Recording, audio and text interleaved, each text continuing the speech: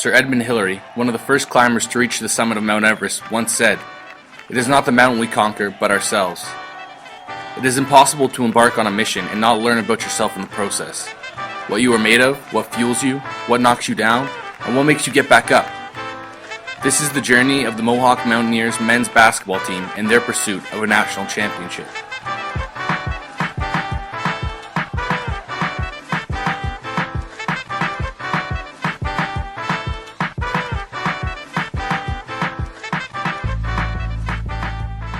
Mohawk took home the school's first national championship 3 years ago, knocking off the Mount Royal Cougars from Calgary to bring the trophy back to Hamilton. Returning a solid core of young players, the Mountaineers looked ready to assert their dominance on the court for the next few years.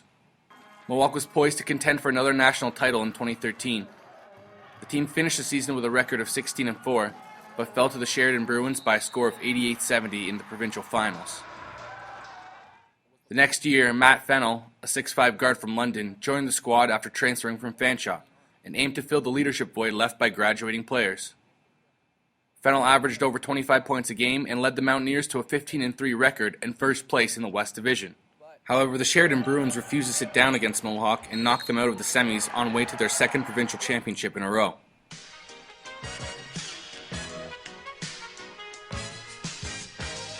After 2 years of disappointment, Mohawk was ready to climb the mountain again and make a run at another national title, this time in their home gym. The Mountaineers would be hosting the 2015 CCAA Men's National Championship and received an automatic spot in the tournament. On top of that, Mohawk had a team that could compete with any college in the country and had a legitimate shot at taking it all. Andrew Cicattini, Jeff Hunt, and Taylor Dohanick were all part of the championship team from 2012 and returning for another run. And on top of the additions of Fennell and University of Toronto transfer Matt Savell, the team was ready for another chance at the big show. The preseason was the first test for the Mountaineers, who quickly learned there was still work to be done. Mohawk took home losses from CAS University's Brock and McMaster, but bounced back to take gold at the St. Lawrence Invitational. The men finished the preseason strong with 4 straight wins, including 2 against American schools Hilbert College and Manchester University. In the 2 full years that Mohawk had called the David Braley Athletic and Recreation Center home, the team had yet to lose a home game against league competition. In their season opener, Mohawk traveled to Toronto to take on Humber College. The Hawks handed the Mountaineers a 20-point loss to start their season off, despite a 23-point performance from Matt Fennell.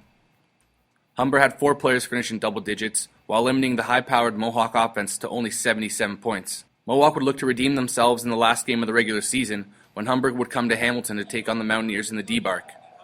But until then, Mohawk had some work to do in order to become the team they knew they could be.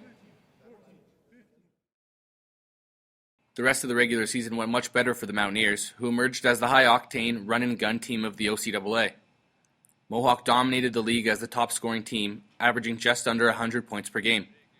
Matt Fennell put together a career season, contributing 28 points and 8 rebounds a game, and led Mohawk to a 15-2 record heading into their final game of the regular season. The Mountaineers were ranked second in the OCAA West Division, right behind the Humber Hawks. The final game of the season between the two squads would determine who would finish the season as the top team in the West and play a role in the seeding going into provincial championships. Despite Fennell's 29-point performance and Cicattini and Savell both contributing 20-plus point games, Mohawk still fell to Humber 96-89.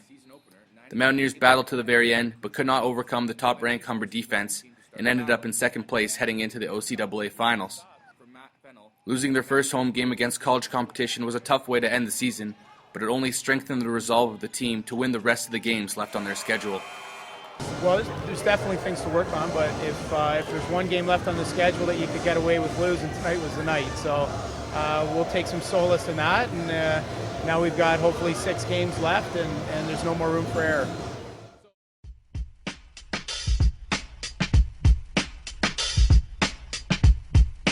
Second place in the West Division still left Mohawk in a good spot entering provincials, matching them up against Seneca College in the first round. Mohawk dominated the Sting 102-81, with Fennell finishing with an astounding 35 points, 11 rebounds, and going a perfect 12 for 12 from the free throw line. The men advanced to the semifinals to play St. Lawrence College from Kingston, a team they had previously knocked off in the preseason. The Mountaineers again made short work of St. Lawrence, despite the Vikings holding Fennell to only 16 points. Mohawk was led by a stellar 24-point performance from Jeff Hunt, who nailed 7 of 11 from beyond 3-point range. This set the stage for the rematch Mohawk wanted against Humber for the provincial title. I just want to win this game. We have to get back to the finals. We have a big test ahead of us. We haven't beat Humber all year, and this is a perfect place for us to show that we can beat them. Tonight really means nothing. I just had to do what I had to do to get us there. From the outset, Mohawk refused to give any ground to Humber, owning the lead for the entire game. At halftime, Mohawk led 44-31, and with the help of a 26-point, 11-rebound performance from Fennell, Mohawk knocked off their regular season rivals to finish the game 84-74 and took home provincial gold. On top of the hardware, Fennell took home tournament MVP and OCAA Player of the Year honors, getting the recognition he deserved for an outlandish year. The celebration was sweet, but short, as the men turned their focus to the upcoming national tournament, where a very unhappy Humber team would join them. If both teams did what they had to do, they would meet one more time in the national finals.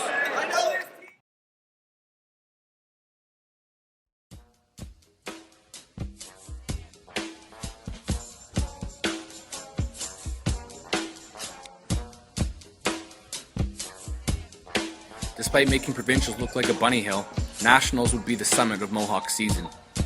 Every team had earned the right to be in the tournament, and no one would be taking home easy wins. The Mountaineers started off their tournament with an intense battle against Quebec champions Champlain St. Lambert Cavaliers. In a tight game, Mohawk trailed all the way to the fourth quarter until second-year guard Lamar Barr gave Mohawk the lead. Mohawk scraped out of their first matchup by a score of 79-77. In their next game, the Mountaineers faced off against the number 2 seed Vancouver Island University Mariners. In front of a packed crowd, Mohawk was ready to punch their ticket to the finals, where they would meet the Humber Hawks, who had just knocked off the number 1 seed in the first semifinal matchup.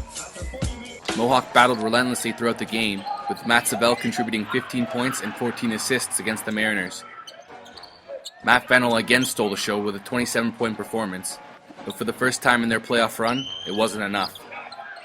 First-team All-Canadian Justin King led the way for VIU with a 23-point performance, and Mohawk's journey to the summit came to an end.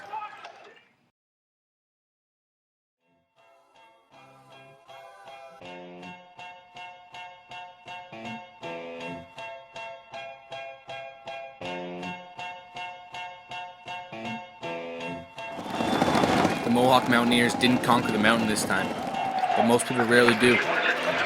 What they did do was come together as a team, learn about themselves and what they are made of. They climbed a different mountain, the mountain of defeat. This mountain asks you the question, are you going to get back up?